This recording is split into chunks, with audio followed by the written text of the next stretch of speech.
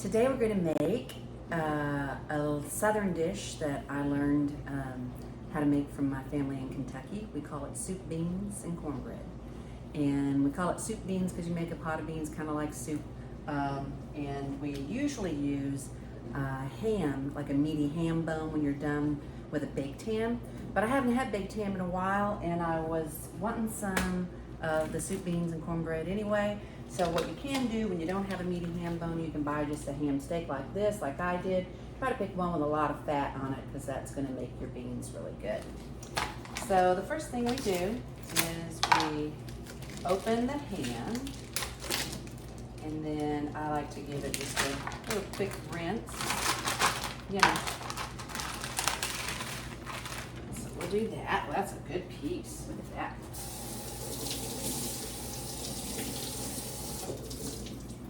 All right. And you don't have to worry about drying this off because you're getting ready to put it in water anyway. But this actually has the bone in it. You can kind of see it's been cut from a piece of ham, a baked ham, more than likely. The pieces, you don't have to make them small bite size or anything because they're going to fall apart. But you got to get them small enough to get in your pot. So I'm going to cut these kind of like this, just in big pieces to give the flavor to the beans. And I'm even going to leave that bone in there also. All right, so we got the meat in there, and make sure you include all that good fat. That's going to really flavor it. Then you can just get any kind of pinto beans. We're making kind of a small batch, so this is only 1 pound. But usually, you know, you can buy the bigger ones, 2 pounds if you're serving more, but we're only serving 3 today. So what I like to do with my beans is I do like to rinse them off too. And sometimes there's bad ones in there, and you can just stick out like it if you happen to see a black one or something. Like I see one right there, because you don't want that in there. All right, so I'll give these beans a little rinse, and I'll look around for some bad beans.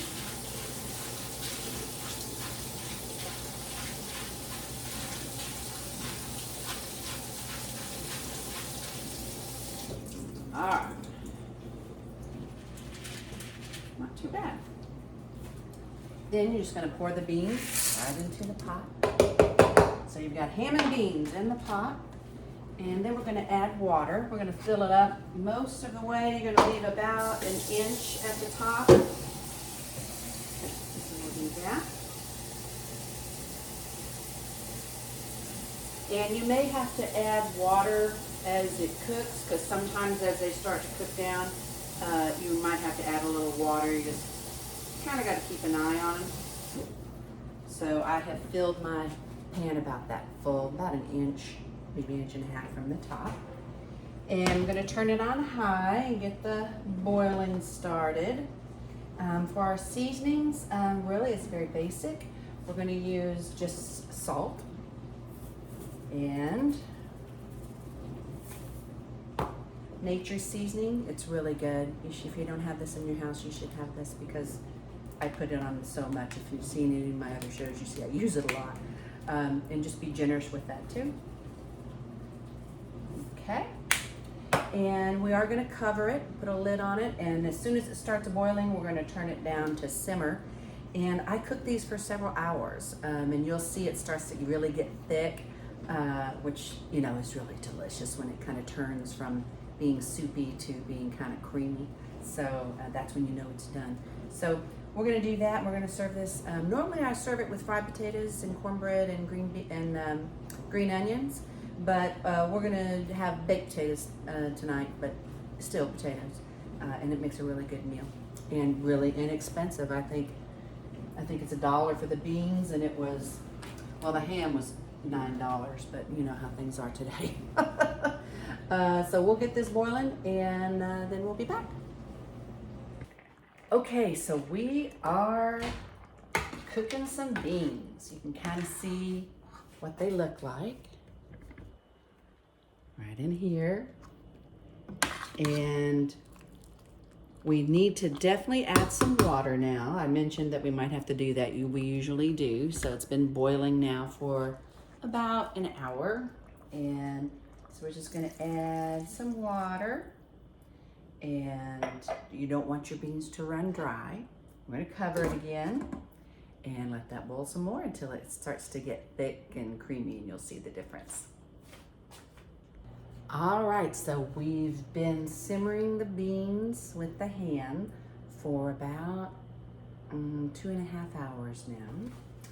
And it's starting to get that thickness that we want. It's not quite there, but you can see the color of it right here. And you can see it is getting a little bit thicker, but we want it to simmer just a little more. And all those big giant pieces of ham are falling apart into little small bite-sized pieces because they're so tender. This is really a delicious, easy meal when you've got a Sunday like this to just take your time making them. It makes for something very nice for the family. And again, we're going to serve that with baked potatoes, which I'm going to go over how to bake those in the oven with the crispy outside and the fluffy inside that we all love. And we're going to serve it. I think now we're going to go with sauteed spinach and baked potatoes, and of course cornbread and green onions. And my daughter likes liver, so we're going to toss a few. We're going to saute a little bit of liver for her. It'll be a great Sunday meal, and I'll show you how we do all the rest of it in just a bit. All right, we're going to make our baked potatoes now, and the way we do it is really kind of a two-step process. If you have one of the little grates that you can put in your baking sheet, that's really best because then the air flows underneath and then all the whole potato gets baked evenly. I've already washed them and dried them, and I'm going to put them in the oven at 450 degrees, and we're going to bake them for 20 minutes. And then when I pull them out, we're going to brush some butter and salt on the outside to crisp up the outside but keep the inside really fluffy. So that's how we like to make them in the oven. Okay, the baked potatoes have been in the oven about 20 minutes. So we're going to take them out now. 450 degrees, that's kind of hot. Whew. Ah. All right, so you can see the outside's a little dry and kind of wrinkly a little bit. So what we're going to do is we're going to put the melted butter on each potato. This is going to make the outside nice and crispy. You can also use olive oil for this, but we like butter, so we'll just kind of paint them up real good. Ooh, yeah. Then we're going to salt this side of them while they're wet with the butter. The salt will stick better. Then we're going to flip them over and do the same thing to the other side. That butter smells good.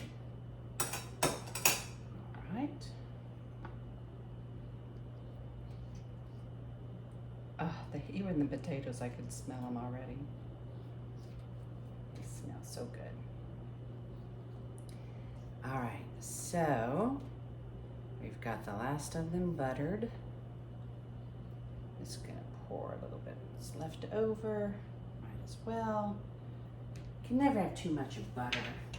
It's like butter. Now we're gonna salt that side that we just flipped to. Oh, it's gonna be so good.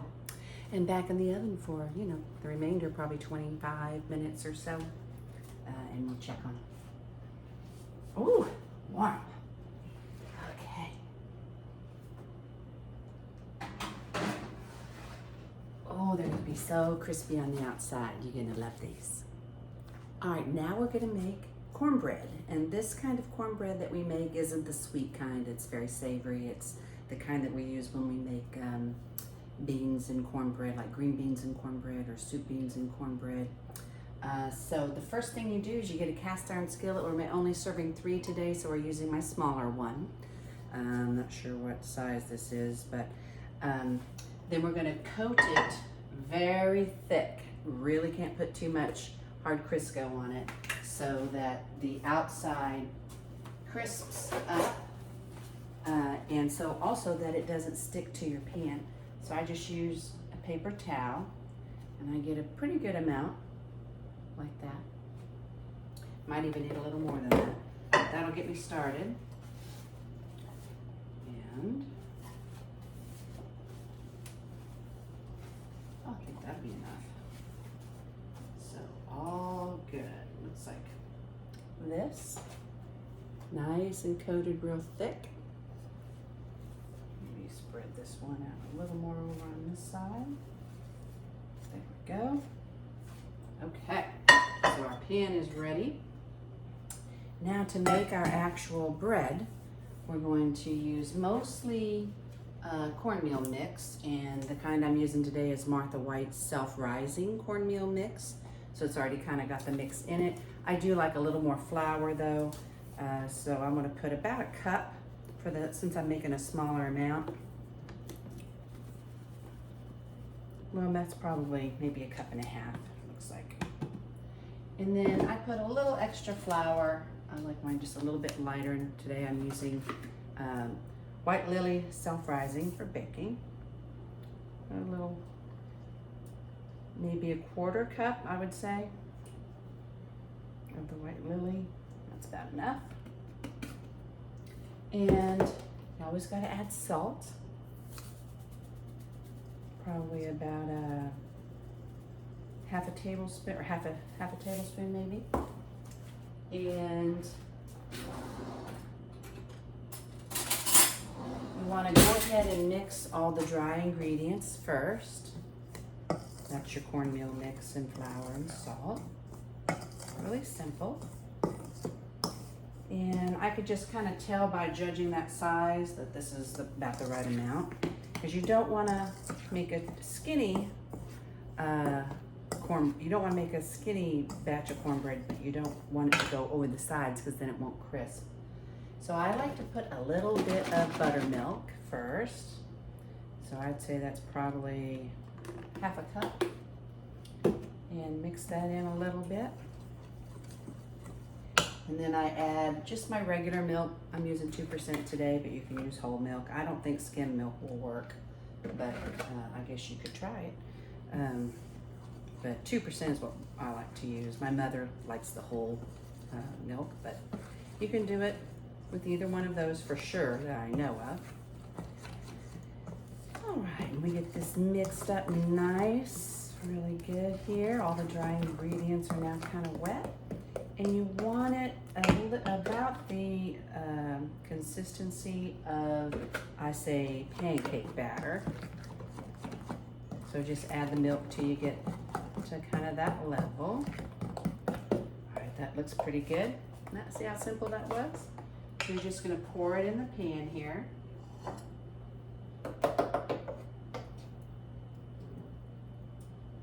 Oh, that made exactly the amount. I guess when you've been doing something for a while, you get good at it. So we still have about half an inch left in the pan, which is what you want because you want it to be sealed.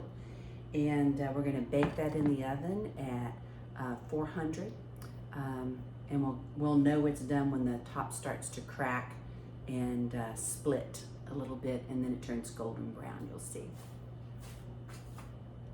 All right, so I had put my hair up, it got a little hot in the kitchen, but our beans are ready, and our baked potatoes are almost ready, and our cornbread's almost ready, but I wanted to show you what these beans look like when they're done, because they look delicious. I had a little taste, they actually taste delicious too. All right, so here we go. I've actually been cooking them for 5 hours and 15 minutes. And you can kind of see the big ham pieces are all just falling apart into real small pieces now. And there's a creaminess. And again, this was just water there, you know, and the beans and the seasoning. So it's a super easy, super delicious, super inexpensive way to feed your family. So enjoy, and we'll plate all this up and show you a picture. Okay, we are gonna take a couple of these baked potatoes out that are done. It depends on the size. You got to bake the bigger ones longer. But the way you know it's done is by taking your fork and giving it a little, let's see if I can do this around here. All right, so we're going to take our fork But you can see the cornbread's getting brown too, and you can listen. Oh yeah, that's very done. And I can hear the skin crackle a little from the crunchiness. So that one's definitely done. We're going to take that out. All right, so you can see we have a golden brown crust on our cornbread. That means it's ready. We're going to go ahead and take that out of the oven. All right, so with our cornbread out of the oven, all nice and golden brown, we're going to just give it a little go around with the knife. It looks like it's pretty loose. And then we're just going to give it a quick flip. Oh, got a little bit stuck, but that is some perfect cornbread, and I like that little crispy piece, so we'll get that right out of there and put it right on top. All right. And you'll see that beautiful cornbread right there. And it'll stay hot until you get ready to serve it, so just don't cut it open yet, and it'll just stay hot until you're ready to serve it.